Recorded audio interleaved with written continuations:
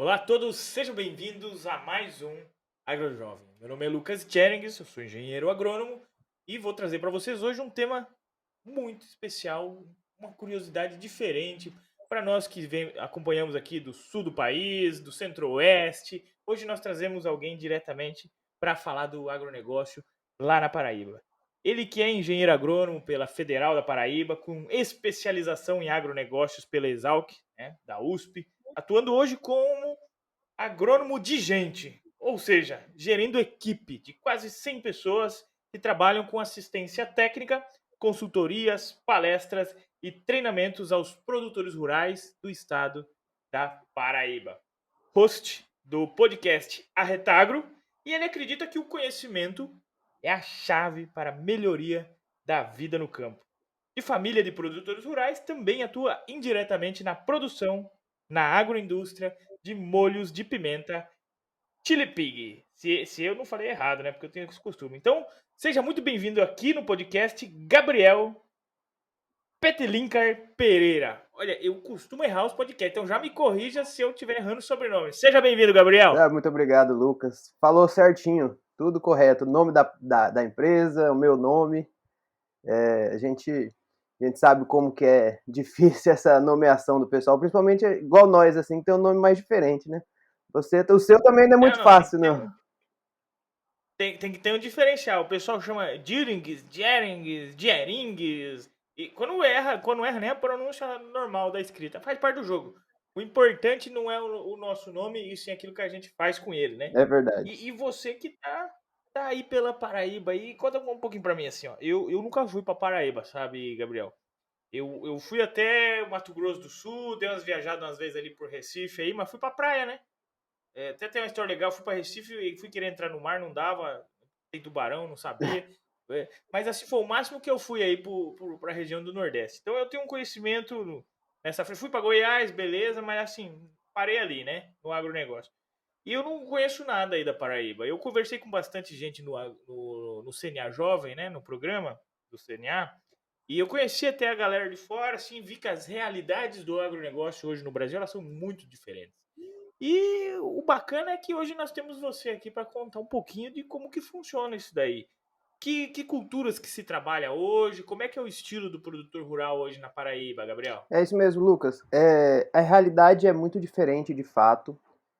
Eu tive a oportunidade de participar da primeira turma do CNA Jovem também, então a gente conviveu com muita gente do Brasil todo, e quando a gente vai discutindo, a gente vê que existem vários Brasils, né, no nosso país, são totalmente diferentes um do outro.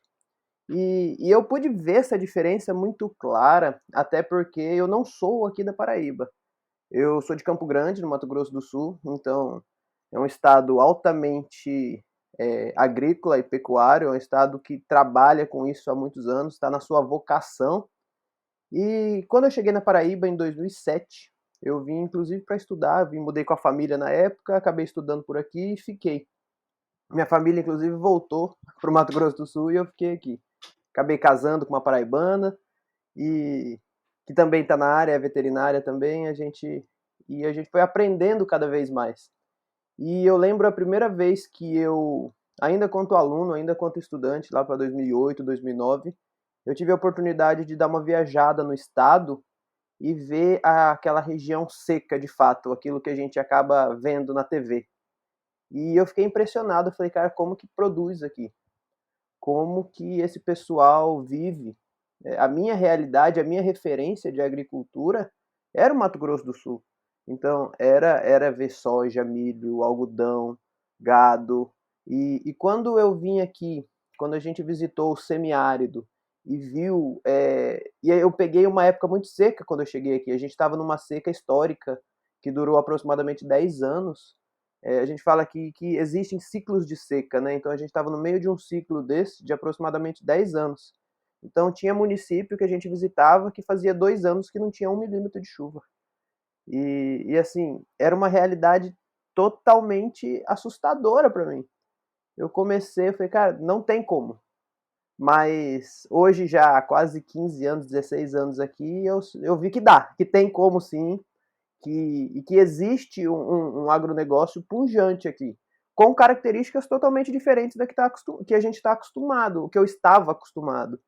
Mas existe, é forte, e hoje a Paraíba, ela é dividida assim, para a gente explicar melhor, em 3 regiões. Ela tem mais, mas para a gente entender assim como funciona a agropecuária, são 3 regiões muito distintas. Então a gente tem o litoral, então a zona da mata aqui, onde está a capital, João Pessoa. Ali a gente fala numa faixa aí até uns 150 quilômetros adentrando o estado. Aí nós temos um meio do estado ali, que seria a região mais seca do estado, que são o Cariri, o Curimataú. São regiões extremamente secas, regiões de média histórica aí com 350 milímetros ano. E aí nós temos o sertão.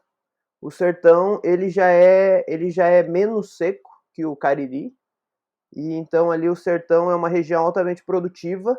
Ele só tem uma frequência de chuva mais espaçada, mas ele ainda consegue aí em algumas regiões 800, 1000 milímetros, que a gente consegue produzir ali muita coisa se adequar no tempo.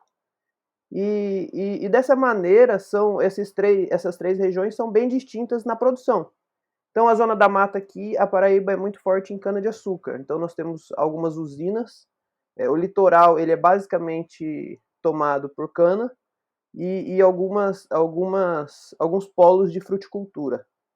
Quando a gente vai para o Cariri, a região mais seca ali, de fato a gente está falando de ovino-caprinocultura. A Paraíba é o maior produtor de leite de cabra do Brasil.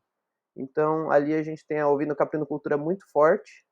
E no sertão, hoje, a gente tem uma bacia leiteira de gado, bovinocultura de leite, e em alguns polos de fruticultura. Então a gente tem vários perímetros irrigados, onde a Paraíba já foi referência, por exemplo, em produção de coco verde. Hoje não mais, mas ainda continua produzindo. Não é mais a referência, mas tem vários perímetros irrigados lá na parte de coco. Então a gente vê essas 3 distinções muito fortes. E é bacana que o estado é um estado relativamente pequeno, com 450 quilômetros você atravessou o estado todo na sua parte mais comprida. E aí você consegue ver a diferença passando assim pela janela do carro, de cada pedacinho que você está passando. Que bacana. E vocês conseguiram separar bem isso. E você falou aí que é produção de coco, né, irrigado. A produção hoje agrícola e assim, ela é dependente da irrigação necessariamente ou não, assim, na prática? Quando a gente fala de sertão e litoral, não, a gente tem alguns perímetros irrigados. É claro que hoje quem tem condição de irrigar faz uma irrigação, mas no Cariri, ali nas regiões mais secas, se a gente estiver falando de produção agrícola, eu preciso ter uma irrigação. Assim, claro que existem culturas ocasionais, que aí a gente vai trabalhar na época das águas, aqui que a gente está exatamente agora, no período chuvoso. Então, nesse período, se planta de tudo. Nesse período, você vai em todas as propriedades, aí tá com feijão, milho, as culturas mais de subsistência. Então, essa região dos Cariris, ela predominantemente é uma região de pequenos produtores. Então, a gente tem uma agricultura muito forte familiar ali, então ali você vai ter de tudo. Então, essa época do ano você tem de tudo. Em outras épocas, aí sim você vai ter que trabalhar com irrigação, ou o que a gente chama aqui, que são as técnicas de convivência com o semiárido. Então, são ferramentas como a barragem subterrânea, as próprias cisternas, então, para captação de água. Então, é difícil hoje você chegar numa propriedade que você não tem cisternas gigantescas para aproveitar ao máximo e acumular essa água quando tem. Nessa época de chuva agora, é acumular para usar o ano todo. E outras tecnologias que a gente vai trabalhando para potencializar aquela produção. Mas se a gente for falar de pecuária, aí sim a gente vê que a vocação do semiárido é pecuária, principalmente de É, pequenos ruminantes, né, de caprino ovino. E hoje tem crescido muito a bovinocultura de corte, principalmente porque tem vindo para cá um grande frigorífico, ele está se instalando aqui em Pernambuco, mas muito próximo da divisa, e tem estimulado o pessoal a investir em confinamentos. E é um trabalho que a gente faz muito de conscientização desse pessoal, porque se você for ver no mundo todo, os grandes confinamentos, a grande produção de gado, ela está nas regiões mais secas. Então, a gente tem que aproveitar essa vocação, a gente tem uma qualidade de solo, de luz, a gente só não tem a água. Mas, assim, Com se a gente certeza. tem polos de forragem produzindo que a gente consegue trazer para cá, a gente potencializa isso, até porque a terra ainda é muito barata comparado ao resto do Brasil, né? Então, principalmente Com nessas regiões certeza. mais secas, é muito mais barato. Então, você aproveita para. E, e essa produção familiar que você comentou é basicamente 100% para alimentos mesmo para a população, né? Isso. Não se chega a fazer. Tá. É assim, E um eu ou outro gostaria de. se destaca, um ou outro se destaca ali, mas de grande parte é aquela agricultura não só de subsistência, mas subsistência para a região. Ela fica ali, ela não sai. Claro que tem alguns produtores que acabam se destacando, mas de maneira geral é assim. E como é que é a frente de mecanização? É em larga escala, pequena escala, ou não existe? É mais dependendo da mão de obra familiar? Como é que é? Hoje a gente tem visto uma tendência de crescimento muito grande, né? Até porque, assim como todo o restante do Brasil, não está fácil arrumar mão de obra. A gente sabe que cada dia está mais difícil arrumar mão de obra no campo. E então a gente tem visto o pessoal se adequar e investindo em equipamentos. Às vezes, se ele não tem condição sozinho, ele se junta ali numa associação e acabam comprando, mecanizando tudo isso. E então tem crescido. Aqui hoje, inclusive, nós estamos trabalhando muito com algumas empresas para desenvolvimento de algumas máquinas mais específicas para a nossa realidade. Hoje, por exemplo, para a região semiárida, quando a gente fala de produção pecuária, independente seja ovino, caprino ou bovino, a principal fonte de alimentação que a gente tem é a palma forrageira. Então, a palma forrageira, ela de fato é quem subsidia a pecuária no semiárido. É um alimento que tem a capacidade de juntar muita água, ele é altamente energético, a gente consegue substituir quase que 100% em dietas para vaca, por exemplo, o milho, a gente consegue substituir quase que 100% com palma. E a palma, ela é resistente a essa baixa pluviometria, né? Então a gente consegue produzir. E aí hoje a gente tem uma parceria com algumas empresas aí para o desenvolvimento, para a mecanização da palma forrageira, tanto para plantio quanto para colheita. Então, em uma tecnologia super adensada para plantio de palma, você consegue colher perto de 400 toneladas de palma por hectare em sequeiro. Então, se a gente tem uma máquina que facilite, que possa mecanizar, que permita mecanizar isso, a gente ganha em escala e consegue aumentar a nossa pecuária muito forte. Mas, de maneira geral, tem crescido sim. 400 toneladas é alguma É, produção, hein? É bastante é, coisa. e, E pode falar. e, de fato, hoje é o que segura o nosso rebanho. Porque, assim, nós até temos variedades, cultivares de capins, de pastagem, que eles sobrevivem, mas eles não conseguem ter matéria verde o ano todo. Eles entram ali em determinadas épocas, naquele estágio de hibernação, eles estão vivos, na primeira chuva eles voltam a crescer, mas eu não tenho disponibilidade deles para pastejo o ano todo. Então, em algumas regiões mais secas, claro, a gente tem regiões no estado que dá para produzir o ano todo sem problema. E nessas regiões, a palma muitas vezes é a única fonte que está disponível verde. Claro que o pessoal, aqueles que se programaram, fizeram uma silagem, aproveitaram a chuva para plantio, de fato. Aqui a gente tem incentivado muito o pessoal a fazer uma silagem de milho, sorgo, das outras forrageiras que a gente já trabalha, mas também tem incentivado, por exemplo, além da palma, outras forrageiras menos convencionais, vamos dizer assim, e que têm mostrado uma certa resistência.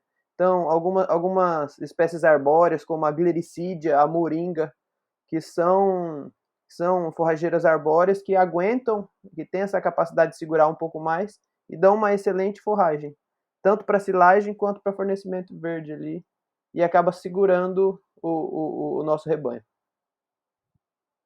Pensando em produção agrícola ou pecuária, qual que seria a atividade rural hoje que está muito mais difundida, que traz uma rentabilidade para o produtor, que tem mais uma assistência técnica focada nela, que você viu que vem crescendo muito nos últimos anos?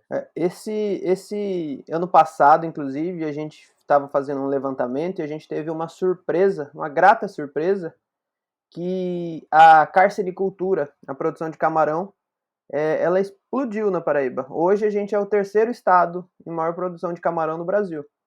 E, inclusive, a gente atende eles com assistência técnica, com treinamentos, palestras.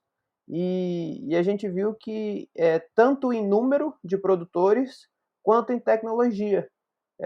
Conversando com um técnico, inclusive, esse final de semana passado, a gente estava num evento, e ele falou: Gabriel, a gente cresceu tanto porque em outros estados, eles não trabalham com a mesma densidade que a gente está trabalhando aqui, é muito menor. Então a gente tem investido em tecnologia, a gente consegue colocar muito mais camarão em áreas menores. E isso é fantástico. E o camarão, ele inclusive nessas áreas, já chegando nas áreas mais secas, no semiárido, a gente tem, mesmo com poços, a gente tem uma água mais salobra.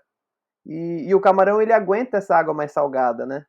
E então isso é vantagem, porque outras espécies ali você não teria como trabalhar, você não pode usar essa água para irrigação, para não salinizar um solo, e o camarão ele aguenta bem. Então você aproveita essa característica ali que não serviria para outras coisas e dá um boom no camarão e que é fantástico, né? Porque camarão é muito bom. E tanto é que toda vez que eu recebo gente daí que vem para cá, fala, rapaz, Gabriel, com o preço de camarão que é aí na Paraíba, eu não vou comer carne, não. Vou comer camarão todo tempo. É, entendido. Não, e é verdade, porque é uma produção que se adaptou bem à região e vem crescendo. E se você tiver uma assistência técnica e você tiver uma tecnologia adequada, você consegue aumentar a produtividade e por aí vai. O camarão E gosta de luz, água quente e suporta água salgada. É tudo que a gente tem aqui. e por ter pouca água, tanto a agricultura quanto a pecuária, acredito que vocês têm um controle rigoroso disso de utilização também, né? Não, exatamente. A gente não pode se dar o luxo de desperdiçar, né? Eu falei, por exemplo, naqueles perímetros irrigados que produzem coco no sertão. São perímetros muito antigos, da década de 60, 70. Então, até os anos 2000, mais ou menos, o sistema de irrigação deles lá era. Fugiu o nome. Era por inundação. E isso era um absurdo. Ah, Então, produzir coco por inundação era um desperdício de água violento.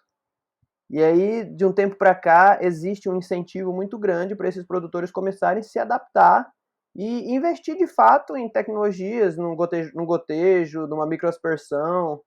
E o pessoal já vem investindo, porque por mais que essas regiões desses perímetros irrigados tenham açudes gigantescos que abasteçam quase que o ano todo, a gente passou aí uns 5 anos sem poder irrigar lá, porque de fato os açudes estavam sendo exclusivos para consumo humano. Então eles perceberam que o desperdício ia prejudicar todo mundo. E aí eles começaram a se adaptar. Hoje, atualmente, está tudo liberado para irrigação, eles têm água o dia todo, todos os dias, neste momento.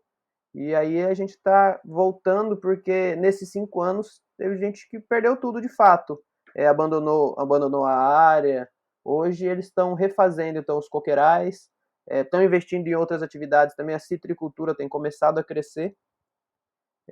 E aí eles aproveitam já com mais tecnologia, porque de fato a gente não pode se dar o luxo de desperdiçar essa água de jeito nenhum. bacana. E tem que ter esse controle mesmo, né? A água é um fator muito importante hoje E a gente tem que saber aproveitar ela de uma maneira eficiente em qualquer lugar do país, né? Não só porque está aí na região do Nordeste que tem que pegar menos. Tem que pegar menos em todas as regiões. Tem que ser É racional, né? verdade. Gabriel, você falou mais cedo ali assim que vocês têm umas terras mais baratas. Você tem uma estimativa de valor só pra gente jogar na mesa, assim, de quanto custa um hectare hoje, de cabeça? Ou um Não, aproximado? tem sim. Só pra É gente. interessante, tem até uma história boa. Quando eu vim para cá, eu me inscrevi no Senar na época para ser instrutor, para dar aqueles cursos de curta duração. E uma vez eu fui dar um curso numa cidade que chama Gurjão. Uma cidade muito boa, mas é uma cidade muito pequena. Se eu não me engano, hoje Gurjão deve ter entre 4 e 5 mil habitantes, uma cidade muito pequenininha. E no meio do Cariri, na cidade famosa, tem uma festa muito grande lá que chama Bode na Rua. Todo mundo, uma produção de ouvindo caprino muito forte. E eu fui dar esse curso lá e falando que tinha recém-chego na Paraíba, gostaria muito de comprar uma terra por aqui para começar a produzir. E aí eles me ofereceram lá, né? No mesmo curso ali, os produtores estavam ali falando, Gabriel, se você quiser, aqui a gente tem muita terra, se você quiser ir por R$ 500 o hectare, você compra quantos você quiser. Aí eu falei, caramba, não era a realidade que eu estava esperando, não era o preço que eu estava esperando. Isso já faz aí uns 10 anos, não é esse valor mais, mas assim, nas regiões mais secas, você compra ainda por R$ 1.000, R$ 1.500 um hectare. Mas em compensação também, É. próximo aqui a João Pessoa, na região da Zona da Mata, hoje aí fácil, fácil também está entre 40 e 60 mil reais.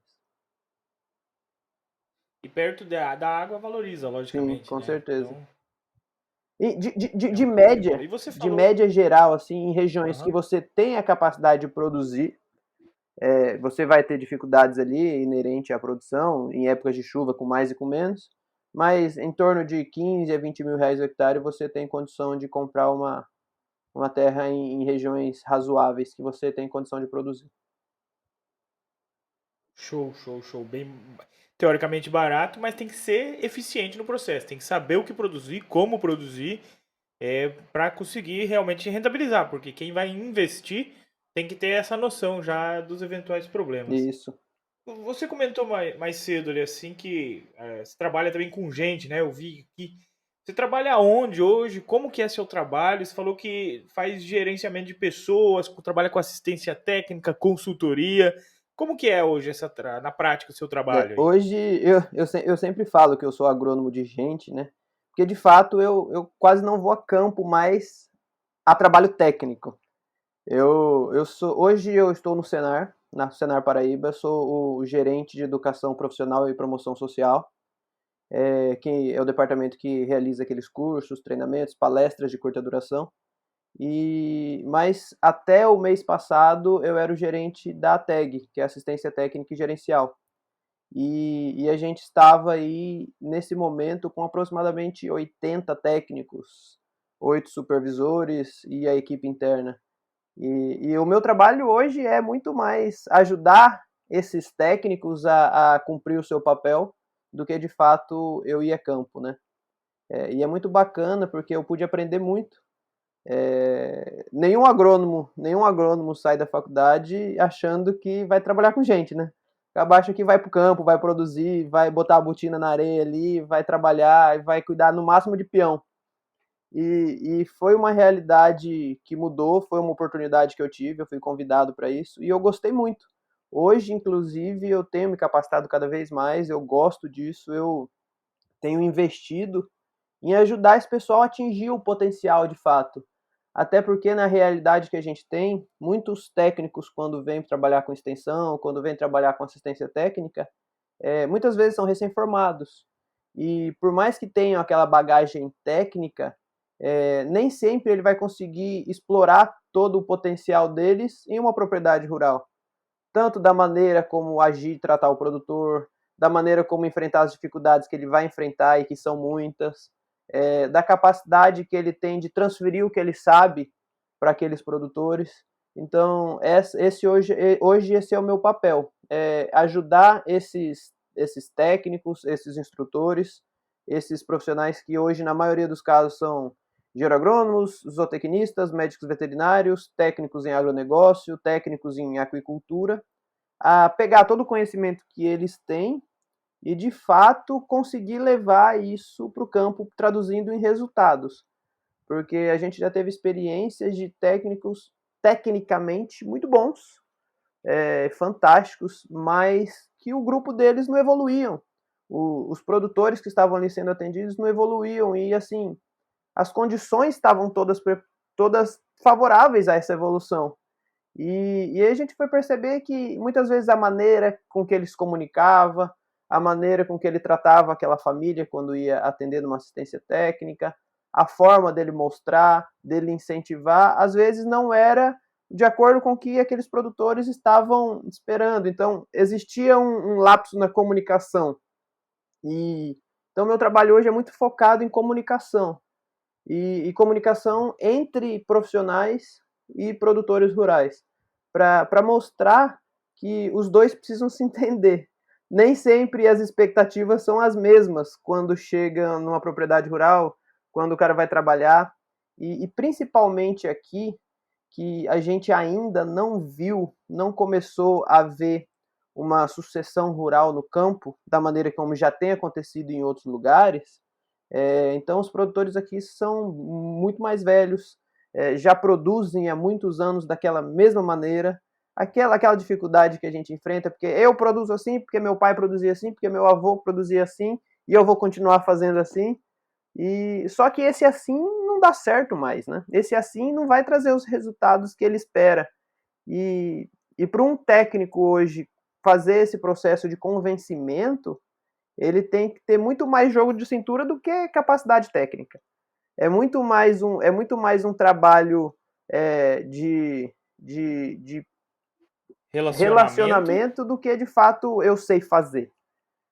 E hoje a gente tem incentivado muito, e inclusive quando a gente criou o Arretagro, o podcast, foi uma forma da gente tentar levar esse conhecimento para mais pessoas também. Porque aí eu estou restrito hoje àquelas pessoas que estão comigo ali, entre técnicos, supervisores, equipe interna, alguns que eu atendo de forma particular, mas assim, a gente podia espalhar essa notícia para mais pessoas, podia espalhar. E aí o podcast, assim como você, é uma aventura muito bacana, eu tenho gostado muito. Inclusive, eu fico muito feliz de estar participando do outro lado, que geralmente sou eu que faço as perguntas. E eu tenho gostado muito. Esse é o nosso trabalho hoje. Não, show de bola. Do podcast eu sou apaixonado por isso, porque pensa comigo, né? Eu trago só gente inteligente aqui e eu posso ficar fazendo a pergunta que eu achar interessante. Seja para produtor rural, seja para especialista do agronegócio, seja para os editor de técnico lá da CNA, né? Não importa. Se eu trouxer a ministra da Agricultura aqui, eu vou pedir o que eu achar que eu tenho direito. Essa é a parte boa de nós estar fazendo podcast. E para você que está nos ouvindo aqui, tá aprendendo junto conosco, né? E você falou um fator ali interessante, que é o relacionamento com esse produtor, né? O produtor ele tem um perfil diferente da população, porque é um cara que ele realmente sofreu muito já na vida, né? Ele sofre com perca de produção, ele sofre com doença de pragas e doenças, seja na pecuária, seja na agricultura. Ele sofre com essa abandono dos filhos da propriedade rural, que vai para a cidade estudar e acaba não ficando. Isso aqui no sul temos até hoje, sabe? Você falou muito bem, naquele momento do produtor que o que ele fazia já não serve mais, né? O jeito que ele fazia hoje, se ele continuar daqui para frente, não vai dar certo. Nós estamos passando por uma transição do cultural aqui no sul do país. Eu acredito que todo produtor hoje que trabalha com soja e milho, principalmente, está passando nessa transição cultural, que é a cultural de virar produtor, de produtor virar empresário. Porque o nosso produtor aqui na região, nós temos, vou usar o exemplo aqui do Paraná, né? Nós temos um cooperativismo muito forte. E um cooperativismo, na força que nós temos aqui hoje, ele trabalhou sempre uma assistência técnica muito bom. As cooperativas ajudaram o produtor a produzir muito mais ao longo dos anos, né? Dando essa assistência técnica, claro, fazendo a sua venda de produtos, mas dando ali a consultoria que o produtor sempre precisou. E isso fez ele aprender a ser muito mais tecnificado, aumentar tecnologias, mecanização e rentabilizar melhor os negócios. Só que é o seguinte, nós estamos num momento de custo alto, então esse produtor que ele produz muito bem, Eu trabalho na frente de gestão e eu visito produtores agora para avaliar resultados de negócio e eu estou encontrando produtores que eles têm um ótimo resultado produtivo. Como produtor, ele é excelente. Mas como um gestor, como um empresário, ele faz muito negócio errado. Ele não acompanha um gerenciamento adequado do fluxo de caixa e não encaixa as contas com as receitas, né? Porque ele tem que esperar produzir, mas ele gasta todo dia. Então a receita recebe uma, duas, três vezes no ano, às vezes, beleza, se for frango a cada 60 dias, gado mensal, né? Mas mesmo assim, ele tem um descasamento desse fluxo de caixa, ele se perde. Nós temos um outro perfil de produtor, que é o perfil do produtor o produtor rural como um todo, né, Gabriel? Ele é um Sim. empreendedor. Ele é um cara que ele acredita naquilo que ele faz com amor, ele envolve a família e ele realmente acredita e por isso ele faz investimentos. E esse investimento, por um lado, é ótimo, porque faz você aumentar o capital de giro, você tem novas oportunidades de negócio, diversificação de atividades rurais aqui, mas isso causa um problema que eu preciso me organizar para pagar essa conta depois, né? E é uma conta alta, tem o juro, tem que organizar isso. Então o produtor ele está tendo esse problema hoje de essa organização para pagar esses financiamentos aí, porque ninguém ensinou ele como é que ele se organiza. Falar para ele que ele podia pegar financiamento a um juro legal. Mas como que eu se organizo para pagar isso na gestão? Outra frente que nós estamos aprendendo a trabalhar agora, os produtores estão percebendo, depreciação de máquinas, depreciação de galpões, equipamentos, né, aviários, porque a depreciação, olha o que acontece, né, Gabriel? É, eu estou comparando as diferentes realidades, né? Aqui o nosso problema da depreciação é o seguinte: ele faz um aviário, gasta R$ 1 milhão. Daqui 8 anos ele tem que reformar o aviário. Ele vai gastar R$ 300 mil para reformar. Então, se ele não guardar a depreciação ao longo desses anos, ele vai chegar na hora e não vai ter os 300 mil. E daí ele vai ter que pegar mais dinheiro no banco e ele vai criando dívidas. Olha o nosso problema hoje. Então, hoje, o problema da assistência técnica, de certa maneira, a gente superou. E como a gente está enfrentando vários problemas de gestão, que é aí de contrapartida, tem o mercado oscilando de um lado e o custo sempre aumentando. Então os valores começaram a ficar grandes e as variáveis são várias, né, do negócio, né? Variáveis são várias também, não ajuda. Mas são muitas variáveis interferindo diretamente no negócio que não é na produção mais. Claro, o clima está sempre atrapalhando ou ajudando, né? Essa semana passada tivemos granizo caindo aqui, destruiu a lavoura, como se tivesse passado um rolo faca em cima. Mas ano passado tivemos geada, na soja tivemos problema com seca. Tudo isso interfere o produtor ainda na parte agronômica, na parte zootécnica. Mas muitos deles estão com problemas financeiros. E daí o filho não quer ficar. É, Porém, o cara que é organizado, quando ele vê que tá rentabilizando o negócio, ele resolve ficar na propriedade e ajudar. Então nós estamos enfrentando essa transição aqui, não digo sul do país, mas é um perfil de produtor que não precisa ser grande, tá? É o pequeno também. O grande tem volume de produção, se ele errar lá e perder dinheiro, tá tudo certo. O pequeno tira da boca da família. Então eles estão fazendo essa transição para empresário rural. E aí eu te pergunto, como que está essa frente voltada ao produtor no nível de gestão aí na Paraíba, no Nordeste como um todo? é legal que você falou alguns pontos muito interessantes, e eu vou começar pelo primeiro que você falou também, que foi do cooperativismo. Cara, o cooperativismo eu acredito muito também. É a saída para os nossos produtores rurais.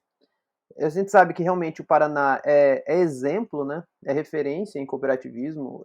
O sul do país ele avançou muito nisso, mas aqui no Nordeste como um todo, mas principalmente na Paraíba, a gente patina muito no cooperativismo. Houve no passado muitas cooperativas que não deram certo e que deixaram todo mundo com medo. E claro, algumas principalmente por falta de gestão, que aí é onde a gente vai chegar, mas isso atrapalhou de uma maneira gigantesca de como o produtor rural da Paraíba vê cooperativa. A gente trabalha cada vez mais para incentivar, e quando a gente chega para falar do tema, não, isso aí não serve não, isso aí, cooperativa só quem ganha o presidente, cooperativa só quem ganha quem está lá em cima. E a gente sabe que essa não é a realidade. mas os exemplos que eles tiveram no passado aqui bloquearam qualquer chance de novas cooperativas. Temos algumas que começaram a se destacar, mas assim, de números, nós não temos talvez nem 10% dos produtores do estado cooperados de forma nas suas cooperativas. E isso prejudica muito, porque a gente sabe qual a vantagem que todo mundo ganha através da cooperativa, né? Outro ponto que você falou é esse êxodo aí dos jovens. A gente ouve muito que tá muito ruim, não dá, isso aqui só perde dinheiro, não tem como produzir. Realmente o jovem não vai querer ficar naquela realidade, ele é o primeiro a querer ir embora, ele é o primeiro a querer buscar algo melhor para si e não tá errado, né? O exemplo que ele tem, a referência que ele tem é que aquilo ali não serve para nada, ele só perde dinheiro, nunca dá. E a gente busca também incentivar esse pessoal a se capacitar e voltar. Hoje a informação está muito mais fácil. Então, de fato, aqueles que estão ali por perto da família, que continuam nas propriedades, têm aos poucos tentado trazer mais tecnologia, mudança de pensamento, inclusive incentivando seu pai, seu tio, seu avô. Não, vamos fazer diferente. Eu vi ali, eu vi na internet um jeito diferente. Isso acaba que ajuda e auxilia esses produtores a trabalhar de uma certa forma mais antenados com o que está acontecendo. E esses mesmos jovens que a gente tem acompanhado são aqueles que estão tentando implementar algum tipo de gestão na propriedade. Porque já que ele ouviu a vida toda que isso não dá dinheiro, isso não dá dinheiro, isso não dá dinheiro, aí ele começa a perceber, mas por que não dá dinheiro? Você colhe, quando colhe, você vende os seus animais, você produz, o que está acontecendo? Então, essa pequena gestão ela está começando, principalmente por conta desses mais jovens, e aos poucos a gente tem incentivado também esses produtores a se capacitarem, a ter esse tipo de controle. Não é fácil. A gente sabe que aqui na Paraíba, principalmente, na zona rural, a gente tem um índice de analfabetismo muito grande, que isso dificulta o controle, até porque o produtor muitas vezes ele não tem como fazer essas anotações, fazer esse controle, porque ele não sabe. Mas aí que entra, a gente sempre pede para um filho, para uma esposa, para um neto, para um sobrinho, para estar ali de perto ajudando, incentivando aquele produtor a fazer esse controle, a tratar aquilo ali de fato como uma empresa. E a gente até fala, olha, por mais que você ame isso aqui, se isso aqui não der dinheiro por muito tempo, se você tiver prejuízos sucessivos, você vai acabar tendo que vender. Você quer ir embora? Você quer vender? Você quer ir morar na cidade, trabalhar num subemprego, trabalhar para os outros? Quanto você tem de riqueza aqui dentro? Então vamos controlar, vamos aprender ter um certo tipo de controle, por mais básico que seja, para saber pelo menos o que está entrando e o que está saindo. Dessa maneira, a gente vai poder ajudar você a entender por que não está entrando tanto quanto deveria, ou onde que está saindo mais do que deveria. Então, assim, eles já têm aberto esses olhos, de fato. A gente tem produtores que até a gente se surpreende com a capacidade que eles demonstram de aprender as coisas rápido, sabe? O nosso produtor, de maneira geral, no Brasil todo, ele não é burro. Se fosse burro, já tinha quebrado, né? A gente não tem mais aquele jeca caipira que não sabe de nada. Os nossos produtores estão cada vez mais inteligentes e mais capacitados. E se ele entende, quando ele entende que isso é importante, aí vai longe, porque ele carrega para dentro dele essa verdade e fala: bom, se isso aqui vai me ajudar, eu vou fazer de direito, e bota a família toda para ajudar, e avisa: ó, esposa, se você gastar com um prego torto aqui, você vai anotar, coloca na geladeira aqui. Eu já vi casos em que ele coloca uma folhona na geladeira, assim, com um imãzinho, e tudo que acontece, ele bota aqui, o carro do leite passou para pagar, bota aqui, vai anotando e vai trabalhando. Até o leite que ele faz a ordenha ali das vacas dele, ele começa a anotar porque ele vê a importância. E o que a gente sempre fala, cara, não importa onde você vai anotar, anota. Tanto é que tem um produtor nosso que a gente foi visitar uns tempos desse, e na parede ali de onde ele tira o leite da vaca dele, né? Ele pintou a parede de branco e botou um canetão amarrado num prego. Então ele pesa ali e já anota na parede mesmo. Então é excelente. Eu achei a coisa mais linda do mundo. É fácil, prático. Aí ele passa ali, quando enche a parede, ele vai lá e passa uma mão de cal de novo para limpar e começa a anotar de novo. E quando o técnico chega lá, ele pega as anotações, coloca tudo num sistema, no caderno, onde quer que seja, para eles fazerem esse acompanhamento. Então, a gente vê que os nossos produtores estão evoluindo, e se não evoluir, infelizmente, a tendência é que eles deixam de produzir, né? É o que vem acontecendo, né? Ele desanima. É que nem você encher uma caixa d'água e tiver um buraco nela, né? Não adianta você produzir muito, faturar muito, se você tem um buraco na caixa d'água que está escoando, está levando embora o dinheiro, né? Então, é essa visibilidade que traz a gestão. E como é que essas receitas, né, da produção e esses custos vão se organizar ao longo do tempo, né? Porque, volto lá, às vezes o produtor tem dívida, tem financiamento, tem um custeio que ele A gente fez, tem um e índice, isso um tem. índice de endividamento aqui muito alto. E, Então, não, é nacional isso. e principalmente aquilo É que você nacional. E, falou, deles não se prepararem para pagar esse empréstimo, né? Ou porque investiu esse dinheiro no que não deveria. Então aqui é muito nítido pra gente. O cara pegou um dinheirinho ali, ele compra uma moto. Ele pegou um dinheirinho ali, ele troca a caminhonete. Ele pegou um dinheirinho ali e o que era para ser feito com esse dinheiro não é feito. Aqui no Nordeste, a gente tem uma presença muito forte do Banco do Nordeste, né? E o Banco do Nordeste tem taxas excelentes, eles têm ajudado de fato, só que quando a gente vai para reunião, por exemplo, com produtores, a maioria não tem mais condição de pegar, porque está tudo endividado. Então, pô, tem condições muito boas que facilitariam muito a vida do povo, mas quando vai para a prática, a gente pega a documentação do povo para ajudar. Eu quero fazer, é um Pronaf, é um crédito rural, é um custeio, é um investimento. Quando vai ver, realmente não tem a capacidade de pegar, porque o endividamento está lá em cima. isso aí complica realmente. E como você comentou, né, o cooperativismo, ele faz parte do jogo, é o que faz diferença.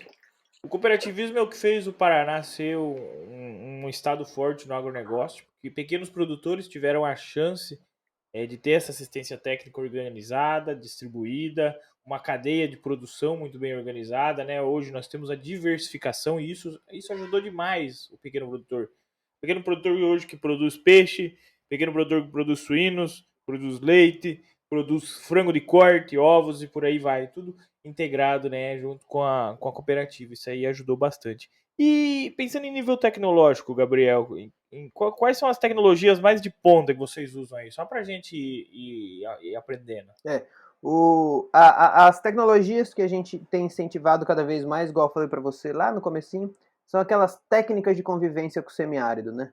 Então, por exemplo, hoje uma tecnologia que não é nova, mas é uma tecnologia que dá excelentes resultados é a barragem subterrânea, né? Não sei se você conhece como funciona a barragem subterrânea. Não muito, mas pode me explicar que eu quero aprender. Tranquilo. Assim, então, querendo ou não, em algumas épocas do ano vai ter chuva, certo? Vai chover. Pode ser Isso. pouco, pode ser muito, mas vai chover. Então, a barragem subterrânea é uma técnica mesmo onde a gente pega uma área com um certo desnível naquela propriedade rural. Na parte mais baixa, a gente vai cavar com uma retroescavadeira ali até dar na rocha, ali até dar numa parte mais compactada, onde a gente consegue diminuir, onde não tem mais infiltração ou quando tem é muito pouco. E ali vai ser colocada uma lona.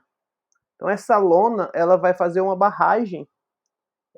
Quando a chuva vier, a lona não vai deixar que essa água continue o curso natural ali no subsolo. Então ali vai ser barrado e toda a área para trás de onde está essa lona vai ter uma conservação de água muito maior. Então ali eu tenho duas opções: ou é uma área de produção de forragem, que eu vou produzir e ali eu vou ter água boa parte do ano, mesmo sem chuva, porque ficou toda acumulada no subsolo. Ou, inclusive, eu consigo colocar ali algumas anilhas, colocar uma bomba e extrair essa água para irrigar um outro local, por exemplo. Então, é uma tecnologia barata, eu só preciso de uma máquina com algumas horas para cavar ali e de uma lona. E isso me permite que eu faça em várias áreas da propriedade e consiga reter aquela água ali que iria embora pelo próprio fluxo no subsolo. Então eu deixo aquilo ali, de fato, dependendo da quantidade de chuva, inclusive, aquela região de fato ela pode alagar, porque a água vai sendo represada ali e eu tenho uma capacidade de utilizar aquilo ali em grande parte, porque ela não fica exposta, né? Então eu tenho uma evaporação menor e ali eu absorvo. Outras tecnologias também que a gente tem usado, que é o que a gente chama de raleio da caatinga aqui, né? Nas regiões, inclusive ontem, se eu não me engano, foi o dia da caatinga, eu estava até ouvindo na rádio, que é o nosso bioma aqui, né, do semiárido, aquela vegetação muito mais ralazinha, uma vegetação que ela é extremamente adequada à seca, então na época de seca ela perde todas as folhas, então você vê, acha que está tudo morto. E nas primeiras garoas, aquilo ali já renasce de uma forma linda e muito, muito rápida. Então, hoje o pessoal faz corredores para não acabar totalmente com a mata. Então, são feitos corredores ali e de produção alternadas, alternando caatinga, produção, caatinga, produção. Então, são tecnologias que permitem eu produzir sem acabar com a vegetação nativa, fazendo esse manejo com uma supressão controlada. E aí, né, em algumas outras cadeias específicas, a gente tem visto o emprego de tecnologias aí mais tecnológicas, vamos dizer assim, mais modernas, que hoje na produção de camarão, na produção de peixe, a gente tem as geomembranas, né, os tanques de geomembrana, uma produção coberta, uma produção que a gente faz com lonas, onde a gente aumenta a temperatura e tem uma capacidade de produção maior. Você falou muito de aviário, então aqui a gente já tem muita gente investindo naqueles aviários totalmente automatizados. Nós temos duas grandes empresas aqui de aves, que são integradoras, e tem incentivado muito a construção de aviários. A criação de galinha aqui tem crescido muito, inclusive a criação... É para ovos ou corte? Corte, principalmente corte. Corte? Olha só. Então tem duas integradoras muito grandes, uma dentro do estado e uma em Pernambuco, que é vizinho, né, que acaba comprando e incentivando o pessoal aqui da região. E tem crescido muito. Outra tecnologia que a gente acaba vendo muito e já está sendo aplicada aqui, principalmente nas regiões canavieiras, né, aqui no litoral do estado, um sistema de irrigação subterrânea.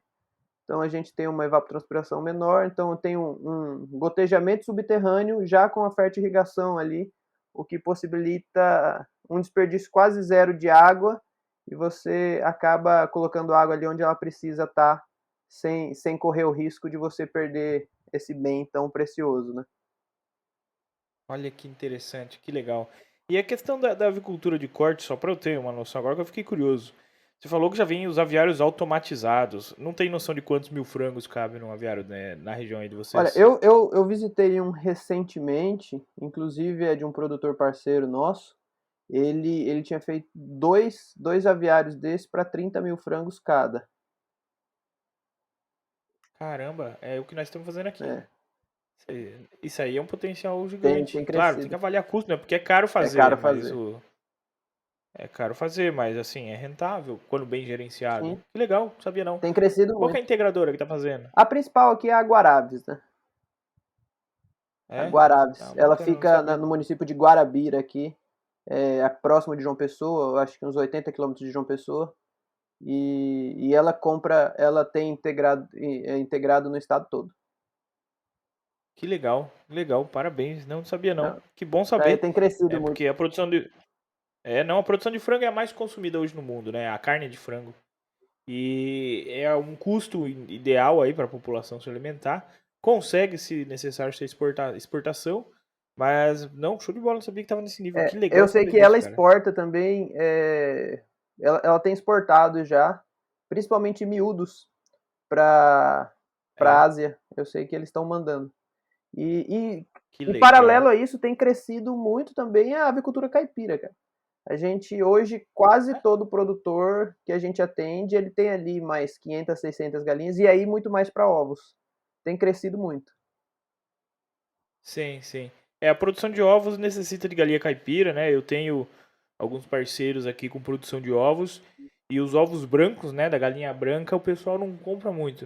Eu também não, na verdade. Eu gosto do ovo caipira, o ovo Não, amarelo. com E a certeza. produção de ovos caipiras, né, de galinhas caipiras é imensamente maior que a de ovos brancos. É de região para região isso daí, né? Mas fiquei feliz por saber da avicultura de corte aí na Paraíba, não sabia não. E É se muito legal.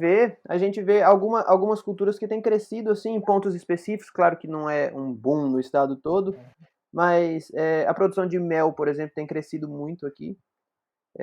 O pessoal tem investido muito na região, principalmente no sertão do estado, a parte de mel.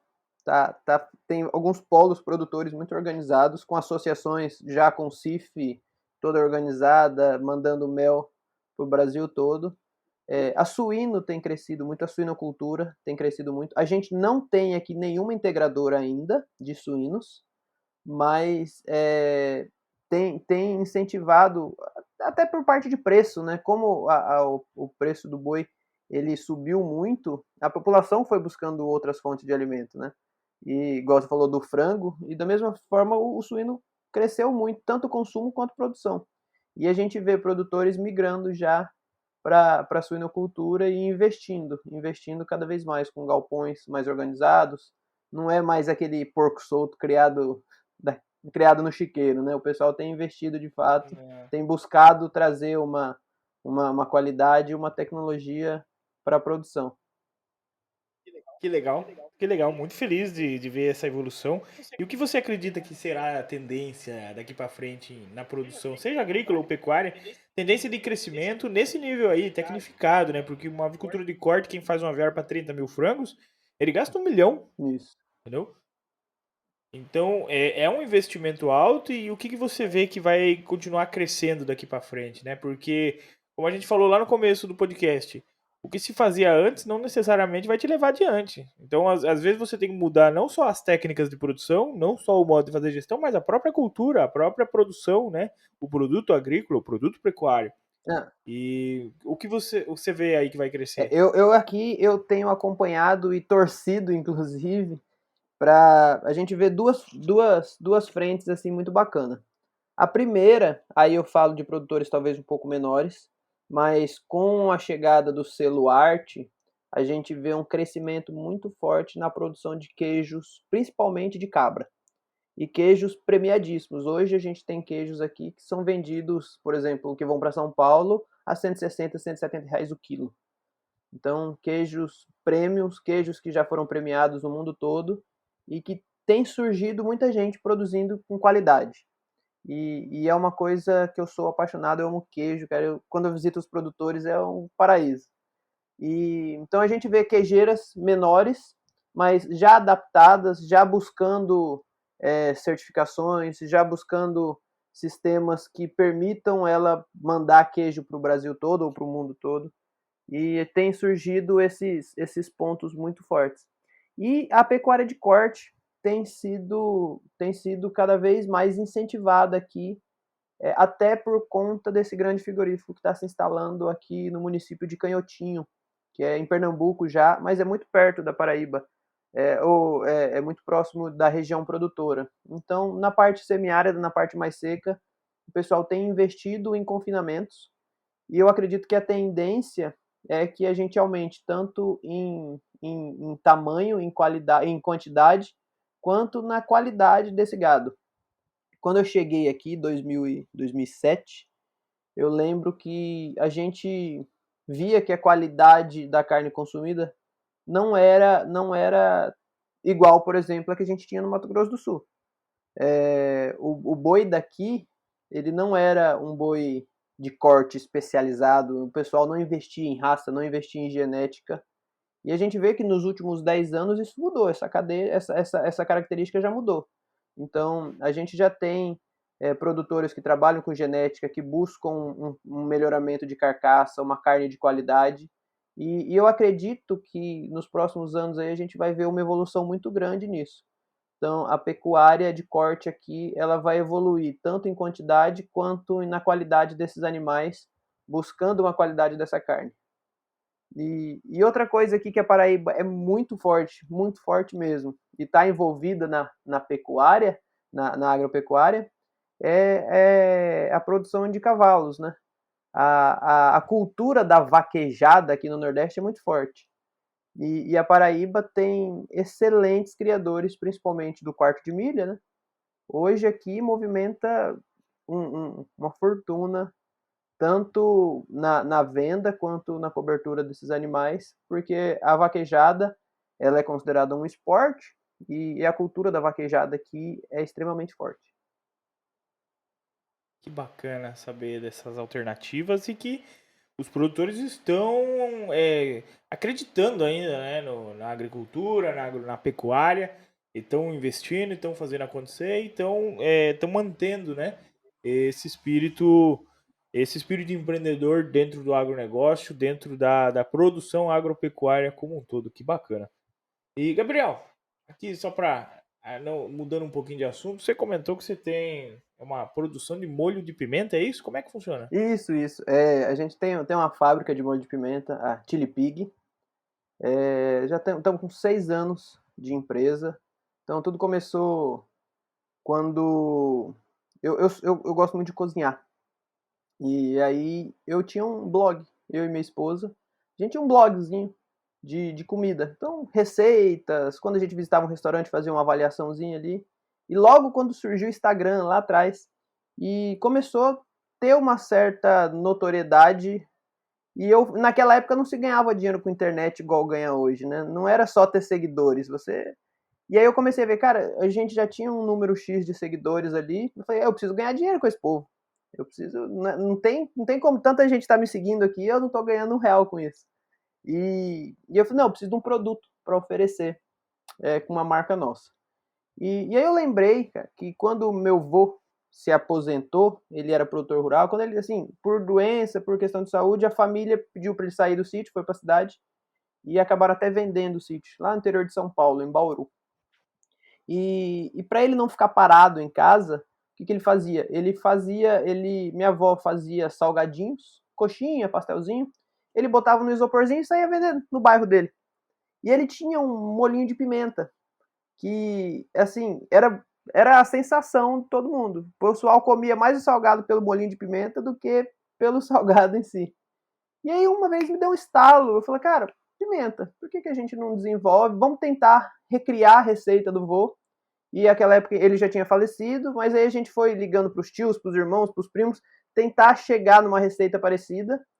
E eu fiz uma receita muito próxima do que a gente achava que era que ele tinha, que a gente lembrava de sabor.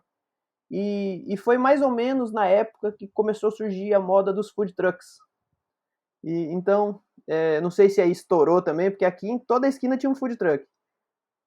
E, Tem, é, tem, tem sim. e então o que eu fiz? Eu fiz esse molhinho de pimenta, não tinha fábrica, não tinha nada, eu fiz na minha casa, fiz lá uns 150 frasquinhos, enfiei numa mochila e saí visitando todos esses food trucks, com a mochilinha nas costas, ó, isso aqui é o molhinho que a gente tá fazendo, é, eu vou deixar um aqui para você, mostra pro pessoal, acabava comendo alguma coisa ali também, e se o pessoal gostar, tá aqui o meu cartão, depois você me liga que eu trago mais.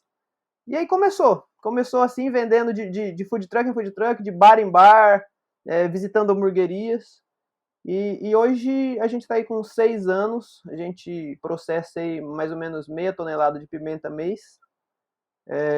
E o que a gente faz? Hoje eu não tenho área rural aqui na Paraíba, eu não tenho propriedade. E a gente desenvolveu, para eu não ficar dependente de trazer pimenta de fora, que no começo eu trazia principalmente de São Paulo, da CEAGESP, e aí a gente começou a conversar com produtores que tinham esse potencial.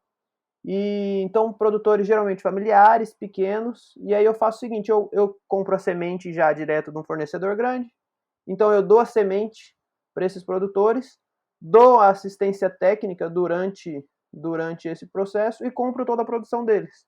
Então eu tenho produtores aqui hoje em 4 municípios que eles semanalmente estão mandando pimenta para mim, cada um com uma quantidadezinha X, um manda mais, outro manda menos, e acaba que a gente estimula e favorece esses pequenos produtores, e eu tenho um produto que eu consigo controlar a qualidade dele, e ele está muito próximo aqui de mim. Então, todo mundo ganha. Os produtores ganham, tem uma renda extra que não teria, e eu ganho porque eu tenho um produto de qualidade que está aqui pertinho, e a gente vai fazendo esse trabalho. Então, hoje a gente tem 6 sabores, 6 tipos de molho de pimenta. Depois vocês dão uma olhada lá no nosso Instagram, @chilipig, no site também, chilipig.com.br, a gente manda para o Brasil todo.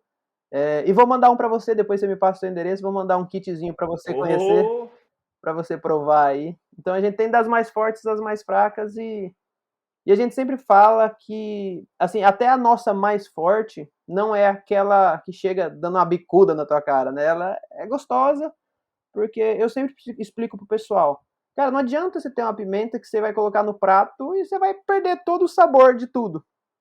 Então a pimenta ela tem que exato. trazer sabor, não é roubar o sabor de tudo. Então a gente Mas sempre é isso tem aí. a gente sempre traz esse foco na criatividade dos molhos. Então a gente tem adocicados, defumados, e o original que é o molhinho do vô. Que legal, que legal. E eu vou falar que eu tô me apaixonando por pimenta, cara. Nos últimos dias aí nós compramos, minha namorada até que trouxe, molho de pimenta gaúcho, aí molho de pimenta mineiro, aí molho de pimenta não sei o que. Eu falei, ô, tá ficando bom. Tanto que acabou rapidinho, acho que não deu um mês ali, assim, foi 2 pó de pimenta. Agora você vai ter o molho de Falei, pimenta rapaz, paraibano. então, aí ficou bom demais. E vocês vendem na internet também? Vende sim, a Ou... gente tem um site aí, que é o chilipig.com.br, banda pro Brasil todo. E é bacana que esse negócio de apaixonar é verdade mesmo. Quanto mais pimenta você vai comendo, você vai querendo mais, você vai querendo conhecer. A minha geladeira aqui de casa, se você abrir hoje, deve ter uns 40 potinhos de pimenta, porque onde eu vou, eu trago também. O pessoal que viaja sabe também, o Gabriel gosta, quer dar presente pra mim, manda uma pimentinha, traz um negócio diferente aí que você viu, que você comeu. Que legal, que legal. Não, show de bola, quero conhecer sim. E o pessoal aí que ficar curioso, gostar da pimenta, já sabe onde é que vai É encontrar. verdade. Show de bola. Gabriel, muito bacana conhecer um pouquinho da agricultura aí na Paraíba, conhecer como é que vocês vêm ajudando os produtores rurais na assistência técnica a serem mais eficientes. Fiquei muito feliz do agronegócio aí paraibano tá crescendo, tá? Fiquei surpreso com a avicultura de corte, surpreso, bem assim, feliz mesmo com essa surpresa. Vi que o Brasil como um todo está evoluindo. A gente está crescendo junto de uma maneira inteligente, né? E é assim que a gente vai mais longe. Fico feliz por você, se você, não sei se você percebeu, mas você montou uma cadeia de produção, É verdade. né? Liderou uma cadeira de produção e é de pessoas que nem você que o agronegócio precisa, porque um cooperativismo funciona quando tem gente boa lá dentro. E para iniciar um cooperativismo precisa de boas pessoas, bons líderes, né? Que sabem se comunicar, que sabem se relacionar. Porque no passado aí pode não ter dado certo, porque algumas pessoas não fizeram dar certo. Mas aqui vem dando certo porque muitos empreendedores, líderes, colocaram a cara a tapa, lideraram essas iniciativas e fizeram acontecer. Então, o que você fez, você criou uma cadeia de produção, né, agroindustrial, que ajuda o produtor com assistência técnica e insumo, compra o produto dele e dá sequência na criação da pimenta. Então, você viu que você já iniciou um sistema de integração de certa É maneira. verdade. Só não é um sistema cooperativista ainda. Mas nada impede em outras culturas, em outras frentes, isso acontecer, né? Então depende de pessoas igual você. E você que está nos ouvindo, né? Que tem essas iniciativas de liderança, participem também do CNA Jovem. O Gabriel participou, eu tive a oportunidade de participar também. A gente aprende muito dentro do Eu sistema CNA recomendo para ali. todo mundo. Foi, assim, de fato, uma mudança de chave na minha cabeça. Aprender muito as pessoas que a gente teve a oportunidade de conhecer lá, não só as pessoas que estavam ali palestrando, trazendo conteúdo, mas os próprios participantes, pô.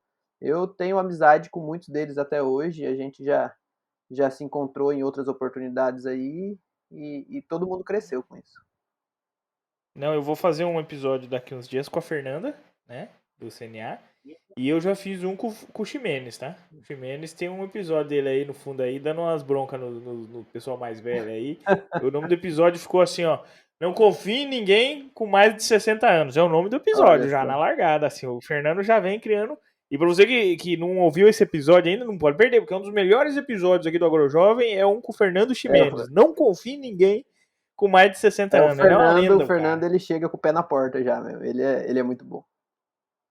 Não, ele é muito bom. Eu acompanho. Ele manda artigo todo É, dia você abre o no e-mail, tem LinkedIn lá. lá sobre consultoria. Eu li todos. Li todos os artigos dele. É muito bom. Às vezes alguns eu respondo, outros não, mas eu acompanho todos. Vale a pena acompanhar. E outra, ele já tem uma certa idade, né? Quanto que eu vou ter oportunidade de acompanhar esses caras aí de É novo? verdade. Então, tem que ficar em cima dele. Gabriel, gostaria de agradecer sua presença aqui, muito bacana. Se deixar, nós vai conversando aqui por É 3 horas, verdade. né? Já passamos de 1 hora e eu nem percebi direito. Agradecer a todos vocês que nos acompanham, seja no Spotify, seja no YouTube. Não esqueça de dar aquele like. Eu sei que agora, quando a gente começa a ir embora, você já saiu do episódio, né? Você que está ouvindo aí já abandonou. Se você está ouvindo até agora, então é um guerreiro aqui, né? Uma amante do AgroJovem. Deixa um like lá no Spotify, tem as estrelinhas lá, você ajuda nós a chegar mais longe. E no YouTube lá não custa nada, né? Se inscreve no canal e dá um likezinho, gente. Ajuda eu, gente, pelo amor de Deus. E todas as quintas-feiras, então, aqui no Spotify, toda segunda-feira, aqui no YouTube. Muito obrigado, Gabriel. Até a próxima. Se quiser dar um abraço aí, fica à vontade. Não, tá já, Lucas. Fiquei muito feliz de participar. Eu agradeço também. E logo, logo a gente quer você conversando comigo no Arretagro aqui. Vamos explicar pro pessoal daqui da Paraíba como que funcionam as coisas aí no Sul, que nem todo mundo também tem a oportunidade de conhecer. Não, com certeza. Só nós marcar aí, vamos brincar lá, vamos conversar. Tá certo. Um grande abraço a todos. Obrigado, Gabriel. Até a próxima.